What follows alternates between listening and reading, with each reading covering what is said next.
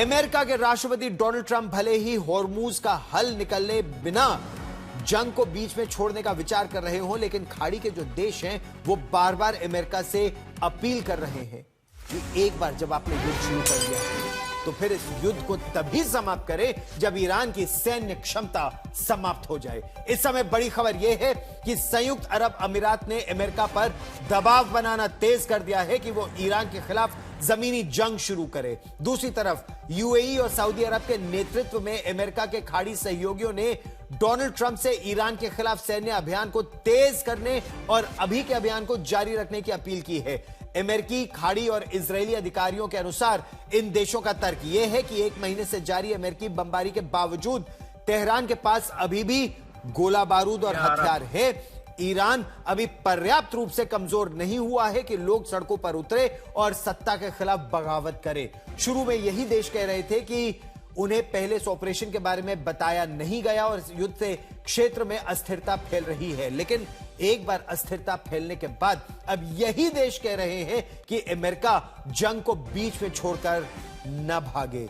ये देश अब इसे ईरान के धार्मिक शासन को स्थायी रूप से निष्क्रिय करने, पंगु बनाने के ऐतिहासिक अवसर के रूप में देख रहे हैं। सऊदी अरब हो, यूएई हो, कुवैत हो, बहरीन हो, कई देशों के अधिकारियों ने निजी बातचीत में अनौपचारिक तौर पर कहा कि अब तक सैन्य अभियान का अंत नहीं होना चाहिए, तब तक नहीं होना चाहिए जब तक ईरान के नेतृत्व में कोई बड़ा बदलाव या फिर ईरान की सत्ता के व्यवहार में बड़ा सुधार न देखा जाए।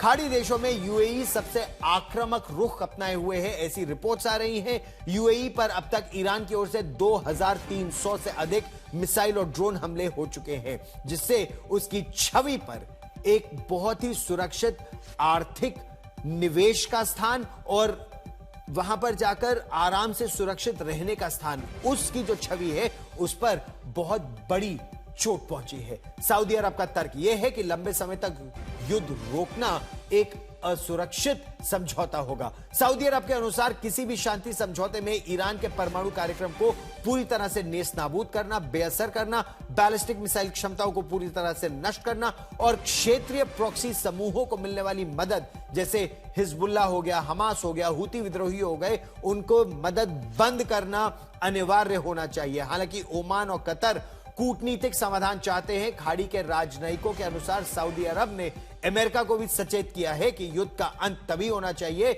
जब भविष्य में ईरान की ओर से हॉर्मूज जलदमरू मध्य को बंद करने की क्षमता पूरी तरह से समाप्त कर दी जाए।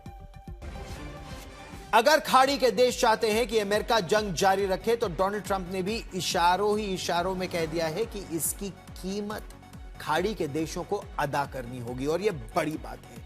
ट्रंप प्रशासन ने अब संकेत ये दिए हैं कि ईरान के खिलाफ जारी युद्ध में जितना अमेरिका का पैसा खर्च हो रहा है, वो सारी लागत, वो सारा पेमेंट खाड़ी के देश मिलकर करें।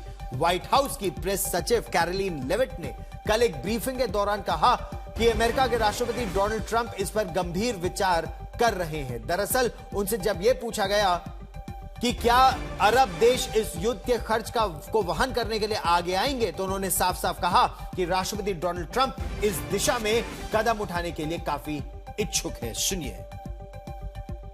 Who's paying for the cost of this war? Will those Arab countries step up to do just that? Well, I think it's something the president would be quite interested in calling them to do.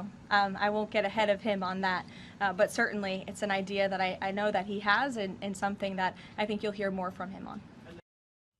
लेकिन जिस तरह से अभी America के marine forces वहां पर पहुंच रहे हैं, एयरबोर्न स्पेशल फोर्सेस वहां पहुंच रहे हैं, युद्ध के फैल जाने का खतरा बहुत ज्यादा बढ़ता जा रहा है।